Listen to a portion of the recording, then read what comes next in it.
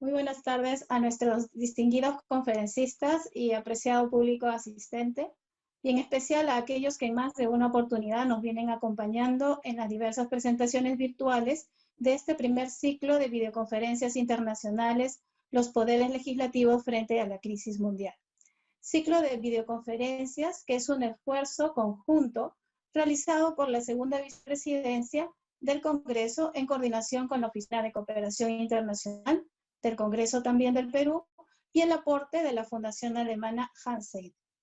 La presente crisis sanitaria nos ha obligado a virar a gran velocidad hacia la virtualidad en muchos sectores, y la educación no es ajena. Según la UNESCO, 113 países han cerrado sus centros educativos para proteger la salud de sus estudiantes a raíz de esta pandemia global. Ante este panorama, el desafío al que se enfrentan los sistemas educativos en el mundo ha sido de adaptarse rápidamente al mundo digital. Pero ¿qué tan efectivo puede ser un país con tantas diferencias como el nuestro, esta adaptación? Esa es la inquietud que nos motiva a presentarles ejemplos del desarrollo en el campo de la virtualización de la educación a nivel internacional, local, y también sin dejar de lado, obviamente, lo que nuestro Congreso del Perú viene trabajando en pos de aprovechar esta oportunidad en la educación que ha planteado esta pandemia. Por ello, hoy, 2 de octubre del 2020, es un placer presentarles a todos ustedes esta quinta videoconferencia titulada La educación a distancia, experiencia y retos en el mundo. Para dar inicio, tengo el gusto de dejar con ustedes a nuestro anfitrión, el congresista Guillermo Aliaga, segundo vicepresidente del Congreso de la República del Perú. Muchas gracias, señorita Patricia Urdanibia. Dar la bienvenida al excelentísimo señor Víctor Hugo Morales Meléndez, embajador de México en el Perú, quien nos brindará la conferencia Retos y Realidades de la Educación a Distancia, el caso de México. También quiero saludar a la señora Leticia Quilicini, consejera de Cooperación y de Acción Cultural de la Embajada de Francia, a la señora Sarah Hedley, encargada de América Latina para los Servicios de Asuntos de Relaciones Exteriores del Ministerio de Educación en Francia, y al señor Iván Winchell, director adjunto del Colegio Franco-Peruano, el ejemplo del Colegio Franco-Peruano, quienes harán sus ponencias sobre la experiencia francesa en la educación en el contexto del COVID-19 y su práctica en el Perú. De igual manera, saludar al señor Hipólito Rodríguez Casavilca, experto en educación a distancia. También saludamos desde la segunda vicepresidencia del Congreso al doctor Juan Pablo de la Guerra de Urioste, gerente de Educación y Deporte de la Municipalidad Metropolitana de Lima, quien hablará de la virtualización de la educación en tiempos de crisis. Asimismo, saludar desde el Congreso de la República al señor Jorge González Oré, jefe del Departamento de Participación Ciudadana, que expondrá los retos de la educación y la ciudadanía digital. Quiero expresar mi especial saludo también a mi colega, el congresista Luis Raimundo Dioses Guzmán, presidente de la Comisión de Educación, Juventud y Deporte, quien dará la conferencia El rol del Parlamento de cara a los retos de la educación a distancia. Y agradecer al equipo de la Fundación Hans Seidel Stiftung y al equipo de la Oficina de Cooperación Internacional del Congreso de la República. Habiendo acabado con los saludos protocolares, debo decir lo siguiente. En estos momentos que la tecnología está transformando países como Estonia, considerado el país más digitalizado del mundo, con un 98% de sus servicios digitalizados, empresas como Google o Amazon valen hoy más que toda nuestra economía junta. Adicionalmente, tener en cuenta que los retos que se plantean producto de esta pandemia han servido también para hacer plataformas u oportunidades para poder desarrollar y avanzar tecnológicamente. Es así que, por ejemplo, el Congreso de la República, como ya hemos explicado en situaciones anteriores, en webinars anteriores, ha podido dar ese paso y podemos tener no solamente la presente videoconferencia, sino en este mismo instante se está llevando a cabo un pleno que es desconcentrado y de manera virtual, el cual permite que los distintos congresistas de todas las regiones, es decir, los 130 parlamentarios, de una manera segura y cuidando no solamente la vida de su familia, sino también de su personal, pues puedan cumplir con sus labores. En la misma situación se replica hoy en día con toda la problemática que está todavía pendiente de ser resuelta por parte del Ministerio de Educación y los distintos programas que se están empleando para poder llevar educación de calidad a todo el territorio nacional. Cabe mencionar también, señores, que las propias microempresas se están acoplando a todo este nuevo sistema de lo que viene a ser telemática y están laborando con los problemas propios de tener que cambiar a un nuevo sistema, pero que sin embargo, con la idiosincrasia pujante del sector empresarial peruano, pues estamos seguros que va a poder ser resuelto en los siguientes meses. Cabe mencionar, y a manera de conclusión, que todos los cambios los debemos afrontar con la valentía y el esfuerzo que caracteriza a todo el pueblo peruano. Por eso, desde el Congreso de la República, me siento orgulloso y enaltecido de poder dar las palabras iniciales del presente webinar, no sin antes agradecerles a todos por su tiempo. Muchas gracias.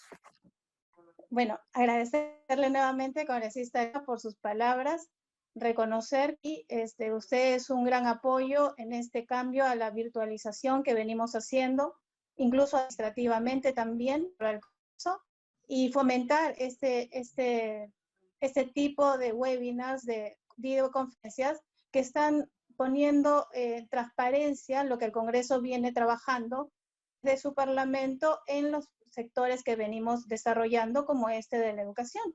Que, bien. Ahora sí, ya que hemos estado enriquecidos con los retos asumidos por países como Francia y México, ahora vamos a aterrizar dentro de nuestro viaje virtual a nuestro país. Y para ello, tengo el gusto de presentarles al señor Hipólito Rodríguez Casavilca.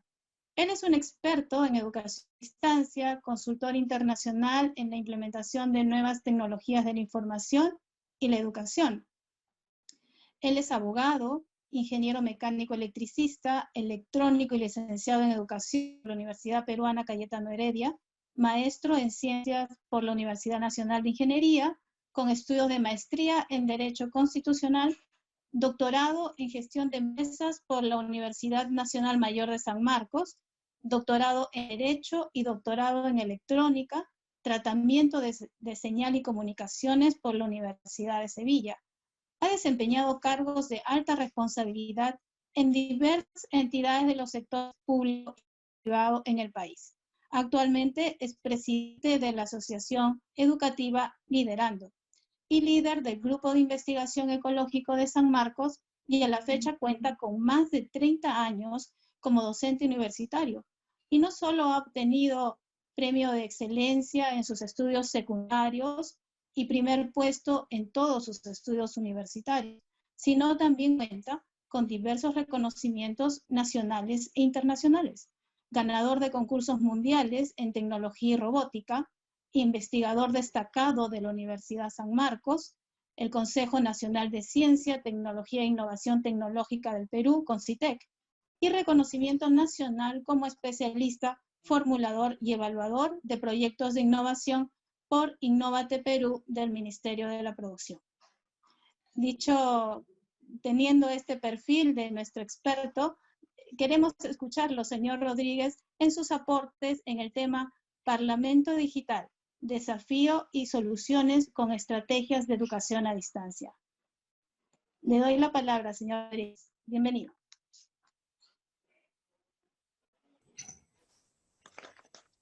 Quiero agradecer en primer lugar a los organizadores de este evento, el cual estoy seguro servirá para delinear no solamente el cambio que requiere nuestro país en un sector como es el educativo, sino la transversalidad que esperamos de él en ese propósito. Cuando me fue indicado, o en todo caso propuesto esta temática, pensé cuál podría ser aquella que de alguna manera englobara todos los quehaceres que tenemos en un poder del Estado como es nuestro Congreso de la República, el ámbito de la educación transversal a todos los sectores y fundamentalmente el ámbito de la tecnología. Al englobarlos, traté de utilizar para la presentación una estrategia y una táctica específica que pudiera más o menos englobarlas y unirlas. Y para ello, hace un mes, disculpen, que recibí esa invitación, justamente dialogaba con mis alumnos de la Cátedra de Medios Electrónicos Aplicados a la Política, ¿no?, de la Facultad de Derecho y Ciencia Política de San Marcos, y tratábamos de ver cómo podríamos abordar esta temática y sobre todo esta propuesta de los desafíos de la educación a distancia, su experiencia y retos en el mundo. Y para empezar, decidimos en grupo, ¿no?, cuál podría ser la metodología para la presentación. Y escogimos una estrategia que es una posibilidad, es un baluarte hoy día en el ámbito de los desarrollos y transformación digital, que es la estrategia de codiseño. O sea, varios de nosotros, expertos, algunos el ciudadano común, el padre de familia, ¿no?, la familia, todos participan. Entonces estamos hablando de una estrategia de codiseño que, como lo mencionara el presidente en el mensaje del 28 de julio, necesitamos ya una política de transformación digital, pero una política que englobe no solamente el ámbito educativo. Por eso, porque esta transformación digital incluye lo educativo, el gobierno digital, la economía digital, la conectividad digital, el gobierno de datos, la seguridad digital, el talento digital. O sea, ya no podemos desglosar al Estado en partes, tenemos que verlo integralmente. Por ello, es que si utilizamos el codiseño, ¿no?, esa posibilidad que tenemos muchos de reunirnos, y así como en una sesión presencial podemos dar nuestros aportes con POSIT, con alguna de las metodologías que le han devenido, ¿no?, como el desarrollo de diversos procesos, ¿no?, en el camino académicos, también necesitar un método transdisciplinario que vaya más allá de cada una de estas disciplinas.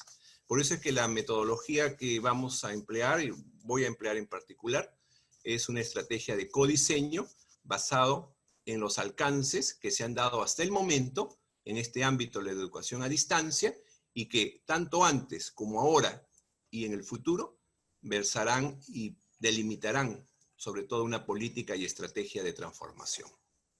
En ese sentido, leíamos hace poco, ¿no?, a propósito de una agencia de información como AFP, ¿no?, no hace mucho, ¿no?, el 25 de julio de este año, como aparecía esta noticia, ¿no?, a nivel mundial, dice: alumnos en Puno suben diariamente a la cima de un cerro para captar señal y recibir clases. Esa es la noticia que se difundió a nivel mundial y obviamente llegó a nuestro país y se difundió también a través de las redes y medios noticiosos que ello incluye. Incluso nos pasaban algunas imágenes, algunos videos que estoy seguro cada uno de ustedes los han visto. Y decía: guiados por su madre, 4 muchachos peruanos suben diariamente a la cima de un cerro de los Andes, ¿no? Los que sabemos y conocemos, quizás le transmitiremos que Puno es uno de los lugares más altos, en un relieve de 4.000 metros en promedio, y dice que estos niños con su madre, cerca del lago Titicaca, se acercan para captar señal en sus teléfonos móviles y recibir clases virtuales durante la pandemia. Eso es ahorita, ¿no?, ahora en julio-agosto de este año. Perfecto.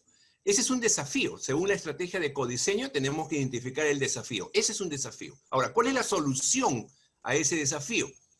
La solución a ese desafío, ya con educación, ha sido planteado hace décadas en nuestro país. Hace décadas. En la década del 80, en la Universidad Nacional de Ingeniería se creó un masterado, una maestría en ciencias, que era la maestría en ciencias única en Latinoamérica en el área de telemática. Y uno de los profesores, el doctor Velázquez Abarca, que fue justamente profesor de esta materia, recuerdo que nos llevó a diversos lugares, ¿no?, donde podíamos ir y convocar, ¿no?, un despliegue de tareas para poder cubrir grandes zonas. O sea, ¿de qué estábamos hablando? No sé si ustedes pueden ver este esquema. Este es nuestro territorio. Nuestro territorio es difícil geográficamente. Estas son las poblaciones que dispersas están en nuestro Andes, particularmente en nuestros Andes, que lo divide una cordillera. Nosotros podemos técnicamente transmitir señal para que esta señal, ¿no?, bajo principios físicos avanzados como los de Huygens-Fresnel, poco explicados quizás con la física convencional, puedan trasladarse a otro lugar y poder alcanzar aquellas zonas. O sea, no estamos aprovechando aquello que ya hemos estudiado aquí en el país y que daría los resultados adecuados. Eso se hizo en la localidad de Huarochirí, en Lima, en la década del 80, y lo cuento en primera persona porque yo fui uno de los alumnos del profesor. Al ingeniero le habíamos puesto de cariño ingeniero Piedritas, porque para ir a este conocer, los que conocen la Sierra de Lima saben que hay altitudes por arriba de los 5.000 y hasta 6.000 metros, más incluso que en Puno, como la zona de San Mateo, Matucana, San Pedro de Casta, etc., ¿no? Y llevar piedras. Entonces decimos que eso es algo ilógico, porque queríamos llevar las piedras porque son las piedras las que la comunidad debe colocar. Una vez colocada en esta estructura, vamos a ponerse en los cerros adecuados, ¿no?, pueden propiciar que la señal literalmente curve y pueda alcanzar zonas geográficas alejadas. Entonces la educación nos plantea soluciones a estos retos que actualmente tenemos. Por otro lado dicen, pero también existe la posibilidad de lugares donde no pueden reunirse. Pueden ser urbanos o rurales. Miren, hace poco, ¿no?, participaba con una colega por una consulta del Ministerio de Educación paraguayo y planteábamos esta idea.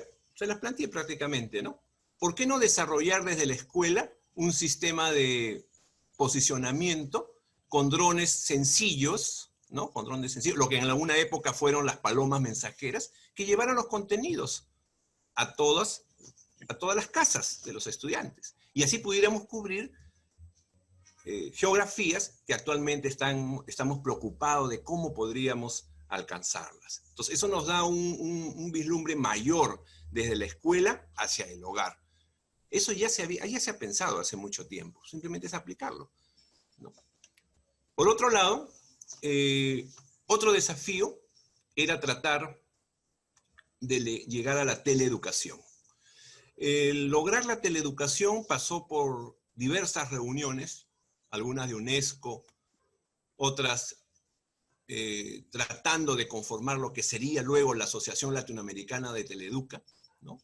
Y ahí pasamos por Roma en el 61, Tokio en el 64, París en el 67, hasta que finalmente surgió la necesidad de que nos uniésemos todos los países, ¿no? Y ahí estamos, todos los países de Latinoamérica, para crear la famosa ALTE en 1970. ¿Qué finalidad o qué solución se le dio? En nuestro país en particular, los inicios de esa educación inclusiva, a distancia e integradora, partió en Arequipa, ¿no?, a través de la iniciativa de un académico, ¿no?, que había viajado, había conocido la realidad en Roma, un académico pariente de nuestro gran sabio ingeniero Pedro Paulet, ¿no? Había conocido la televisión ya en Roma, había viajado a Nueva York, había ido a la estación Radio City, una de las estaciones más grandes de la década del 50 y 60, y habiendo regresado a su tierra natal, Arequipa, creó una radio que posteriormente se convirtió en un canal de televisión y que tenía un fin netamente educativa. Entonces, por primera vez, a fines de la década del 50, ya estábamos en el Perú formando al ciudadano, ¿no?, desde una televisora nacional, incluso antes que nuestra televisora nacional pública, ya el privado, ¿no? ¿Por qué? Porque aquí se reunía el ciudadano en general, los empresarios, ¿no?, la iglesia, así como hoy día hace colectas para comprar balones de gas o balones de oxígeno y sistemas de refrigeración que los alimenten. En esa época también hicieron lo suyo y pusieron televisores y radios en todas las zonas de la Ciudad Blanca. Y así nos encontramos, que se crearía lo que hasta hoy día es un proyecto pionero en América Latina, la teleeducación popular de Arequipa, el famoso proyecto TEPA, que no solamente fue un proyecto, sino que fue una realidad para poder alfabetizar en horarios como los siguientes. Miren, por ejemplo, de 3 de la tarde a 3:15, educación para el hogar. Primeros auxilios, puricultura, economía doméstica, estamos hablando de 1950. De las 3:15 a las 3:45, la programación radial y televisiva era sobre educación fundamental, la inicial y la primaria acelerada. De las 5:45 a las 4 de la tarde, un recreo con una película. De las 4 a las 4:30, la lectura, la escritura, el cálculo. De las 4:30 a las 5 de la tarde, un documental pedagógico, muchas veces explicado. Y a partir de las 5 de la tarde, terminando la programación de ese día, el teatro infantil y concursos que se llevaban a cabo. Entonces, podemos darnos cuenta cómo, ¿no?, ese devenir de controlar los aprendizajes, pero por sobre todo los propósitos, llevaba un cuadro que nosotros lo podríamos distribuir ahí. O sea, dependiendo cada sector que se quisiera cubrir, ¿no? De repente una oficina, una parroquia, una municipalidad, un centro comunal, una escuela, etcétera, habría diferente participación. O sea, es lo que hoy día se reclama de la educación a distancia. La educación a distancia no debe ser solo receptiva, fundamentalmente es creativa. Ni siquiera es transmisora ni receptora, es creativa. Por lo tanto, la creación de los contenidos tienen que yacer de donde provienen estas necesidades, ¿no? Esto es lo que se le dio en llamar la teleescuela popular, el famoso TEPA. Tomando esa iniciativa ya aquí en Lima, ¿no? Ya en Lima, la Radio Nacional, nuestra radio de bandera, encontró que habían necesidades que hoy en día son muy importantes para cubrir toda la tecnología que tenemos. ¿Cómo formar a los técnicos, a los especialistas en radio, televisión, en transmisión, en satélites que comenzaban a aparecer? ¿No? Todo era por correspondencia, todo era por correspondencia. Esa correspondencia hoy día mismo la podemos hacer de otra naturaleza, obviamente, como las campañas que hoy día se hacen en los Estados Unidos de Norteamérica, ¿no? A propósito del debate llevado a cabo esta semana, ¿no? Estaba leyendo un texto de Dick Morris sobre juegos de poder, porque justamente vamos a tratar esa temática, y revisándola, encontrábamos estrategias de educación en la política, como por ejemplo, aquellas que utilizaban tecnología cuando Benjamin Franklin usó por primera vez la imprenta de su propiedad y la publicó en forma de almanaque, con un periódico diario para llevar sus opiniones políticas a un amplio público. El mismo Thomas Paine, todos llegaron a ser presidentes, explotó la nueva estrategia, la nueva tecnología de repartir panfletos para transmitir las razones que justificaban la independencia de los Estados Unidos, y así podemos encontrar que a nivel mundial siempre ha existido la necesidad de distribuir contenidos. Por ello, la educación no debe estar basada en la tecnología. No es la tecnología el objetivo fundamental, sino es el medio de crear esa posibilidad inclusiva que requiere una herramienta importante como lo es la educación. Si avanzamos un poquito más, ¿no? Ya estamos en la década del 70, nos encontramos que en América Latina en general corrían vientos, ¿no? Vientos que reforzaban el tema de clase, ¿no? Cómo la educación escolarizada, o sea, aquella que fuera fuera de la escuela, se extendía y se actualizara con conocimientos a la población para promoverla socialmente, para capacitar a los docentes, etc. Una visión mucho más amplia, iniciada en Brasil, como ustedes saben, etc., ¿no? Sobre las teorías educativas de los 70 tan arraigadas. Entonces, basado en ello, se crea este organismo, ¿no? Ya en nuestro sistema de reforma educativa de los años del 68 al 75, ¿no? En la primera etapa de la Revolución peruana. Y bajo esa iniciativa, ya nuestro Instituto Nacional de Teleeducación, el INTE, comienza a producir sus primeros programas, ¿no? Empieza con Titireteando, en la década del 70, Casa de Cartón, Pasito a Paso, la Hora Cultural Educativa, Alfavisión, la Teleescuela, etcétera, ¿no? O sea, ya estamos hablando de que desde la década del 70 se generaban marchas de proyectos integrales que los podemos muy bien rescatar. A partir de allí, a partir de esa iniciativa, surge la universidad. La universidad también pone lo suyo.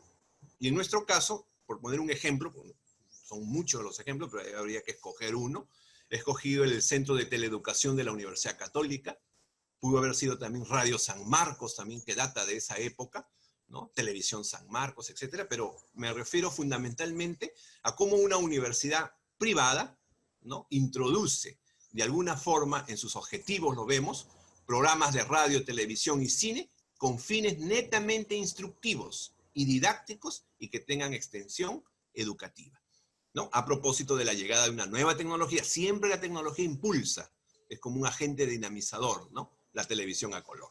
Esa es una solución. A esos desafíos, esa es la solución. Otra solución que se dio en su momento, ya entrando a la década del 80, era extender ello a la capacitación audiovisual, pero en ámbitos agrícolas y agropecuarios.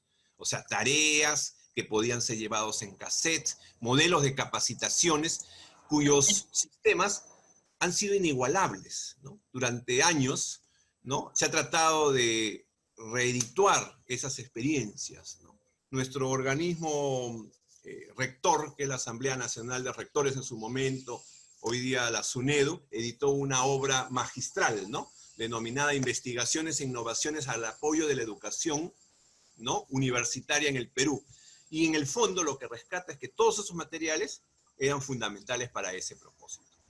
Surge ya en la década del 80 más programación de parte del INTE, ¿no?, como Alfavisión, por ejemplo, para implementar piezas audiovisuales dentro de todo ese propósito. Ya a fines de los 80 empieza la necesidad de capacitar a distancia ahora a los docentes, ¿no? Se crea el CERRAN, ¿no?, el CRAM, que era un programa integrador. Lo podemos encontrar aquellos educadores que están en línea, lo pueden buscar en la colección Educación de la Universidad Católica o en la colección también Vértice Educador de la Universidad Nacional Mayor de San Marcos, ¿no? Y obviamente en los últimos artículos que ha publicado Grade a través de lo que es la educación en épocas de cuarentena. Ya nos encontramos en los 90, rápidamente, a propósito de recibir la cooperación. Recibimos la cooperación de los muchos entes que hemos tenido, pero los más significativos voy a seleccionar uno, y que esté netamente ligado a la educación a distancia, la educación que lleva de una manera integradora a un desarrollo de esa magnitud. La cooperación en la Unión Europea lleva a crear el programa Marco de Formación Tecnológica y Pedagógica en el Perú, con dos programas, ¿no?, programas tecnológicos y programas pedagógicos y bilingües interculturales. Tiene mucha importancia la participación de la doctora Gabriela Porto de Power, ahí está presente, fue mi profesora de educación, fue mi colega además, y con ella justamente editamos un capítulo del libro Investigaciones e Innovaciones en Apoyo de la Calidad, con la experiencia que ella había obtenido como una mujer que llegó a ser congresista y que participó en la Asamblea Constituyente, ¿no?, presidida por Víctor Raúl Haya de la Torre en 1978, y fue una mujer que nos representó muy bien como educadora que era, pero rescataba todos aquellos aportes que a su vez ella había recibido de sus maestros, del gran maestro Carlos Cueto Fernandini, que apostaba enormemente por la educación a distancia. Entonces, eso nos lleva a crear lo que son hoy día las redes educativas, entre ellas las redes telemáticas educativas, ¿no? Un poco más acercándonos ya a la realidad, ya lo más cercano, a mediados de la década pasada empiezan a surgir las necesidades desde arriba hacia abajo, diría yo, ¿no?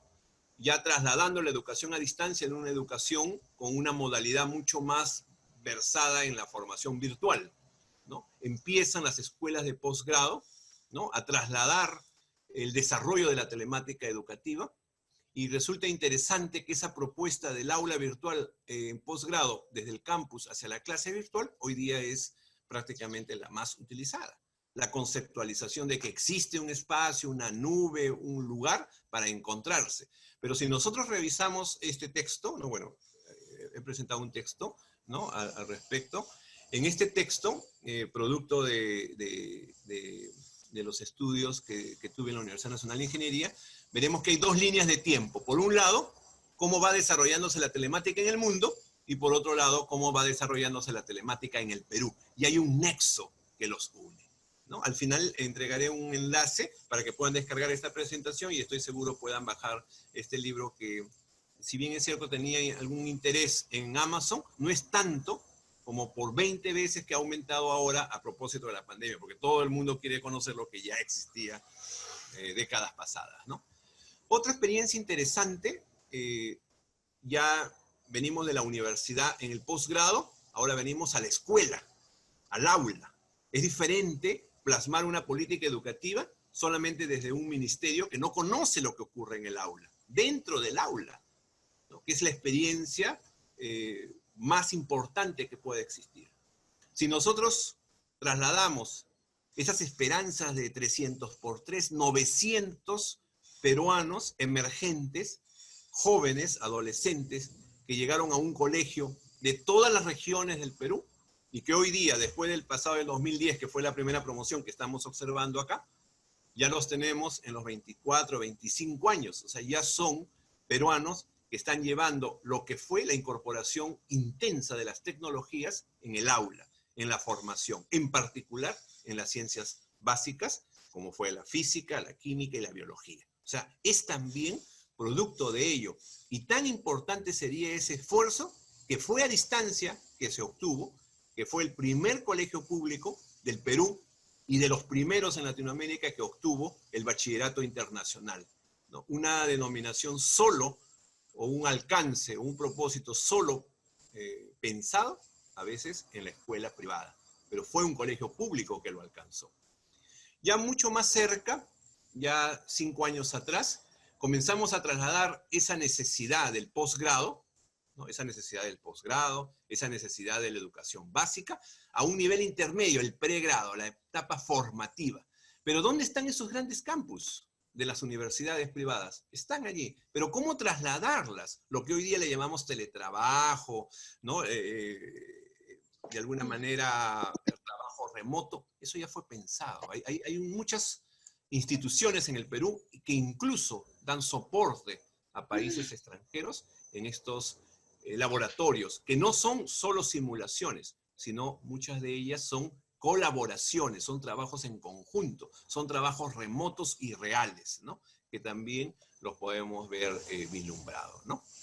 Eso ha sido en general un repaso, estimados amigos, colegas, y agradezco sinceramente el esfuerzo puesto por el Congreso de la República, por los vicepresidentes que lo componen, y dispuesto a poder trasladar cualquiera de esa experiencia, que alguna vez, incluso visitando el Congreso, hemos ido con los jóvenes, primero de escuela y posteriormente de universidad, a trasladar también a nuestro país. Esa es la dirección, pueden descargar si desean la presentación y también los enlaces que son al respecto. Muchas gracias. Gracias a usted, profesor Hipólito. Realmente en esta tarea que venimos haciendo de manera internacional y que aterrizamos en nuestro país, usted nos ha hecho un Perú Tour de todo lo que ha sido el desarrollo de la educación virtual, de educación a distancia en el país. Realmente interesante cómo es que esta iniciativa privada de un arequipeño se desarrolló en los años 60 con este programa TEPA, y cómo esto después fue replicado acá en la ciudad, en Lima, y cómo se viene desarrollando ahora. Realmente agradecidos por su participación, profesor Hipólito. La última pregunta que tenemos en la sesión de preguntas está dirigida al doctor Hipólito. Nos preguntan los participantes y nos dicen que desde su punto de vista, considerando el estudio realizado por CEPAL, en donde indican que la educación a distancia se incrementó a 60% o en 60% en Latinoamérica, y que el Perú, de cada 100 hogares, solamente 36 tienen una computadora, ¿cuáles considera los factores claves de éxito que se deben tener en cuenta para lograr que la educación a distancia sea considerada como un medio de capacitación viable e inclusiva en el Perú? Bien. Yo tengo un punto de partida que, tal como lo han manifestado mis colegas el día de hoy, hay que buscar elementos en común, ¿no? La educación subyace en gran medida por el tipo de modelo que le implementemos, ¿no? En algún momento hemos vivido un modelo bastante cognitivo, ¿no? Del aprendizaje, de la regla, ¿no? Ahí hemos hablado un poco de la reforma educativa, ¿no? Creo que algunos de nosotros algo hemos vivido de la reforma educativa, quizás no mucho. Luego hemos vivido modelos constructivistas, hoy día vivimos modelos significativos, ¿no? O sea, aquello que realmente nos va a servir para la vida, ¿no? Algunos modelos trabajan el conductivismo, ¿no? Ligados fundamentalmente a los aportes que nos da la psicología, ¿no? Y a las neurociencias.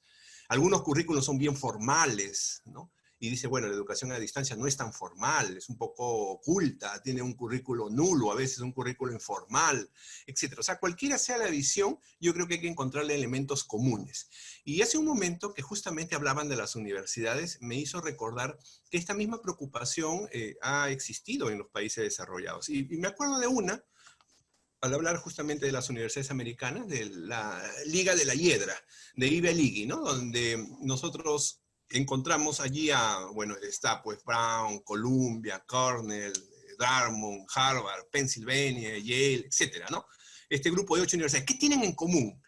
¿Y cómo están haciendo estas universidades para haber formado una liga?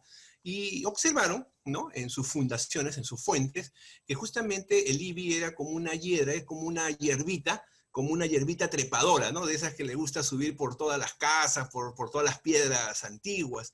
Y se dieron cuenta que las construcciones de estas universidades pues eran antiguas, eran de origen británico, ¿no? Como todas son las construcciones urbanísticas, porque son ciudades, en realidad son ciudades académicas, son ciudades universitarias, ¿no? Pero ¿qué común había? Y se dieron cuenta en realidad el fundamento en valores, ¿no?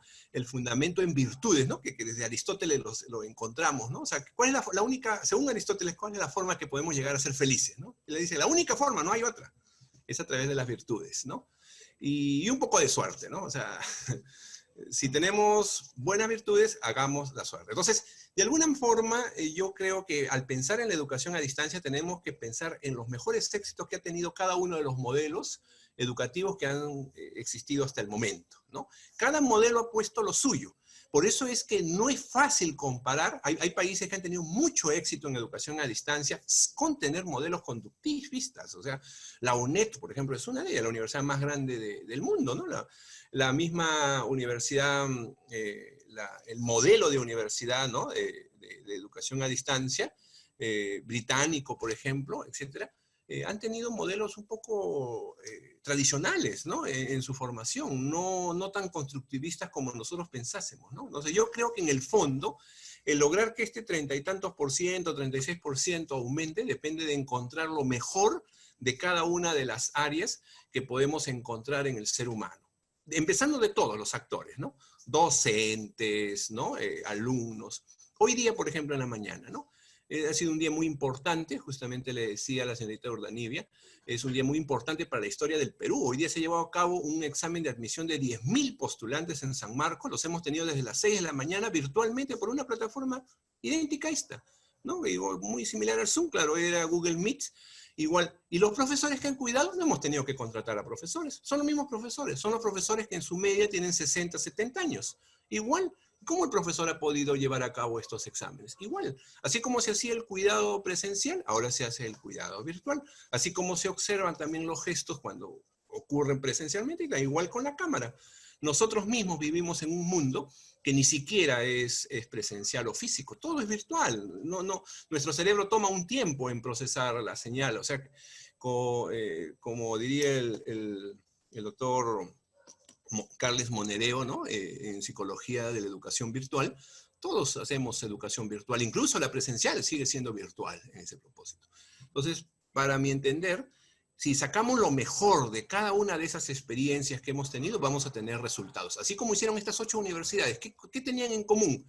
Bueno, tenían en común una conservación con sus valores, tenían en común un rescate, porque hay dos tipos de universidades en el mundo, la universidad tipo A y la universidad tipo B. La universidad tipo B es 90 y tantos %, son todas, aquellas que requieren del Estado para poder existir. Y las universidades tipo A son estas, este grupo y unas cuantas más, aquellas que no requieren del Estado, no requieren del dinero público, viven de sus propios ingresos. Entonces, ¿cómo han logrado remodelar? Bueno, basándose en el seguimiento que se hace al egresado, al que termina de ahí, al cual se le sigue desde que termina hasta que muere. Incluso después de muerto, su familia sigue recibiendo beneficios de la universidad. Es un seguimiento. Entonces, esas buenas prácticas que se han logrado en el ámbito educativo, yo creo que harían que en el Perú mejorase ese porcentaje, ¿no? Y no necesariamente ligarlo necesariamente a tecnologías llamadas nuevas, ¿no? Porque podríamos hacer educación a distancia muy bien, como se ha hecho en su momento con la radio, con la televisión, ¿por qué no con la correspondencia? Lo hemos visto en épocas de guerra, hasta se han lanzado planes educativos desde los cielos, ¿no? La Fuerza Aérea Peruana llega hasta el último recóndito lugar donde no podemos llegar, quizás incluso con las telecomunicaciones. Llega las Fuerzas Armadas. ¿Por qué no podrían ser ellos quienes lleven esos medios de acceso, ¿no? Quienes tomen esos exámenes, ¿no? Por ejemplo, tenemos, por ejemplo, magistrados, jueces y fiscales en frontera. ¿Cómo podemos hacerlos para evaluar? Y los vamos a evaluar ahora el 15 de noviembre. Va a ser el primer examen virtual para jueces y fiscales de toda la República. Pero no vamos a tener que tener ayuda. No todo va a ser virtualmente.